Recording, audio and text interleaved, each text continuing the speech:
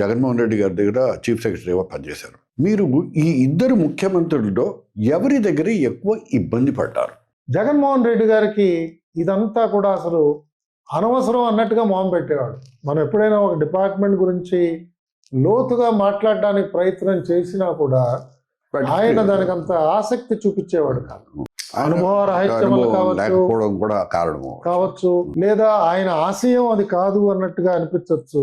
ఆయన కేవలం ఆయన చేసే కొన్ని స్కీమ్స్ యొక్క ప్రతిపాదనలతోనే ప్రజలు మమేకం అయిపోతారు, ఆయన వెంబడిస్తారు, ఆయనతో పాటు ఉంటారు అనే ఒక ఆలోచనలో ఆయన విహారం చేసేవాడు.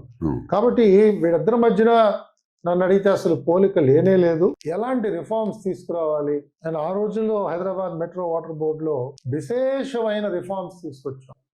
అది ఏ స్థాయికి వెళ్ళాయంటే ప్రపంచ బ్యాంకు ఎవరు దేశంలో వాటర్ స్టడీస్ చేద్దాం అనుకున్నా, వాటర్ సెక్టర్ ని చూద్దాం అనుకున్నా వాళ్ళని హైదరాబాద్ పంపించాడు. ఆ రోజుల్లో world bank vice president Gautam Kazi అని చెప్పి ఆయన కూడా వచ్చాడు.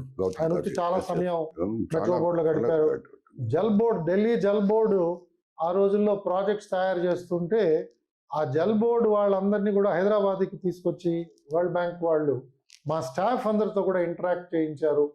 అదే దృక్పథంతో పనిచేస్తూ రిఫార్మ్స్ దృష్టితో ఏ విధంగా రెవెన్యూ ఎలా పెంచాలి, జవాబుదారీతనాన్ని ఎలా తీసుకురావాలి, సిటిజన్స్ చార్టర్ అన్నది ఎలా తీసుకురావాలి, దాంట్లో ఎలాంటి అంశాలు చేర్చాలి, ఎవరికైనా నీరు రావట్లేదంటే ఎన్ని గంటల లోపల దాన్ని పరిష్కారం చేయాలి, ఎవరికైనా మురుగునీరు కనుక ఇబ్బంది కలిగిస్తుంటే ఎన్ని గంటల లోపల పరిష్కారం చేయాలి, ఎవరైనా కొత్త వాటర్ కనెక్షన్ పెట్టుకుంటే ఎన్ని గంటల లోపల దాన్ని మంజూరు చేయాలి, ఇలాగా ఒక్కొక్క అంశం మీద తయారు చేసుకున్న సిటిజన్స్ చార్టరు ఆ రోజుల్లో ప్రత్యేకంగా ప్రభుత్వం తీసుకున్న చొరవ వల్ల జరుగుతున్నది.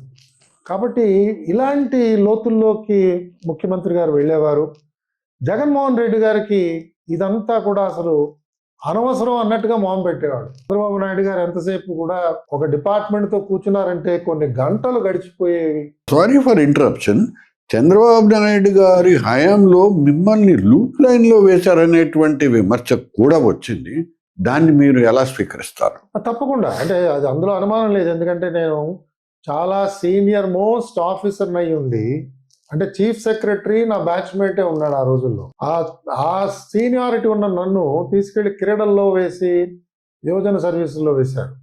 సో అంత సీనియర్ ఆఫీసర్ని నేను, అంటే కొన్ని కారణాల వల్ల నాకు చీఫ్ సెక్రటరీ పదవి ఆయన ఇవ్వలేకపోయారు, దానికి ఏమీ ఇబ్బంది లేదు.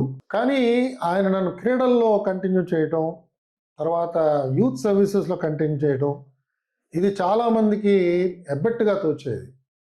బట్ నేను సివిల్ సర్వీస్లో నాకు లభించిన శిక్షణ వల్ల కానీ, నాకున్న స్ఫూర్తి వల్ల కానీ నేను పెద్దదానికి తేడాగా ఎప్పుడు అనుకోలేదు.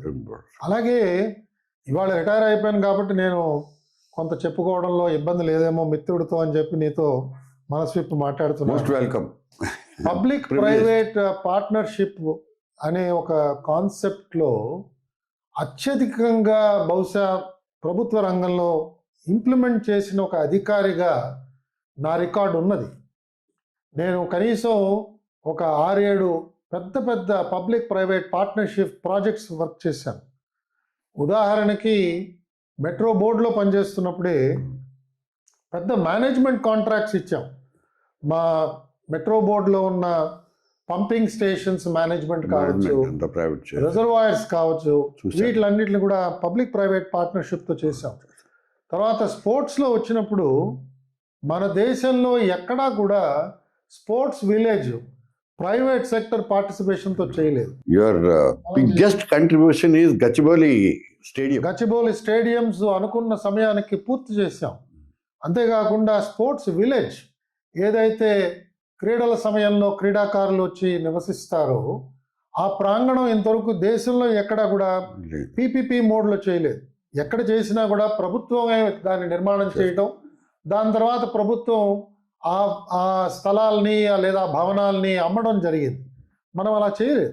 మనం కేవలం ఒక వారం రోజులు మాత్రమే దాన్ని వినియోగించుకుని దాని తర్వాత డెవలపర్కి ఇచ్చి ఆయన అమ్మకానికి ఆయన చేసుకోవాల్సిన డెవలప్మెంట్ ఆయన చేసుకున్నాడు. అలాగే దాని తర్వాత ఏపీ ఐఐఎస్సిలో కూడా ఇవాళ ఫార్మా సిటీ అని చెప్తున్న విశాఖపట్నంలో ఉన్న ఫార్మా సిటీ పబ్లిక్ ప్రైవేట్ పార్ట్నర్షిప్తో చేయడం జరిగేది. కాబట్టి ఈ రకంగా ఆలోచన చేస్తూ పోతే చాలా పబ్లిక్ ప్రైవేట్ పార్ట్నర్షిప్ ప్రోగ్రామ్స్ని వాటిని ఆలోచన చేయటం, అమలు చేసిన తర్వాత దాంట్లో ఎక్కడ కూడా చెడు రిమార్క్స్ ఎక్కడ రాలేదు. ఎవరు కూడా వీటిలో ఇలాంటి లోపాలు ఉన్నాయని ఇవాళ కూడా ఎవరు చూపించడానికి వీలు అవట్లేదు. HITEX for example, Hyderabad international convention centre, దాన్ని తయారు చేయడం, రూపకల్పన చేయడం, నిర్మాణానికి టెండరింగ్ చేయడం, అదంతా కూడా ఆ రోజుల్లో జరిగింది. కనీసం నా ఆలోచనలు కూడా స్వీకరించడానికి ఇష్టపడని భయం చేత తెలియదు, మరి ఏ కారణం ఉందో తెలియదు. బట్ రాష్ట్రానికి దానివల్ల నష్టం జరిగింది. ఒక జాయింట్ కలెక్టర్ స్థాయిలో ఉన్న అధికారిని తీసుకొచ్చి ఆ రోజుల్లో అమరావతి డెవలప్మెంట్ కోసం అని చెప్పి ఆయనకి ప్రాధాన్యత ఇవ్వడం, న్యాచురల్లీ ఆయన ఎదురవుతున్న సమస్యలు ఇన్ని అన్ని కాదు. మరి అది ఆలోచనతోనే చేశారా లేదా కొన్నిసార్లు పని ఒత్తిడిలో మన చుట్టూతో ఉన్న వాళ్ళు ఎవరున్నారా అని మనం గమనించాం. అలాంటి ఆలోచన ఏమనుందో నాకు తెలియదు. కానీ ఒక సీనియర్ మోస్ట్ ఆఫీసర్ని అలా పక్కన పెట్టడం అది తప్పకుండా అనేక మందికి తప్పుగానే తోచింది. కానీ సివిల్ సర్వీస్లో మనకి ఇవన్నీ జరిగేవే అనే ఉద్దేశంతో నేను ఎక్కడా పట్టించుకోకుండా నా ఉద్యోగాన్ని నేను చేసుకుంటూ పోయాను.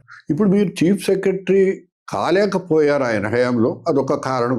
తర్వాత మీరు జగన్మోహన్ రెడ్డి గారు రాగానే అంటే అప్పటికి మీరు ఎలక్షన్ కమిషన్ ద్వారా చీఫ్ సెక్రటరీగా ఉన్నారు.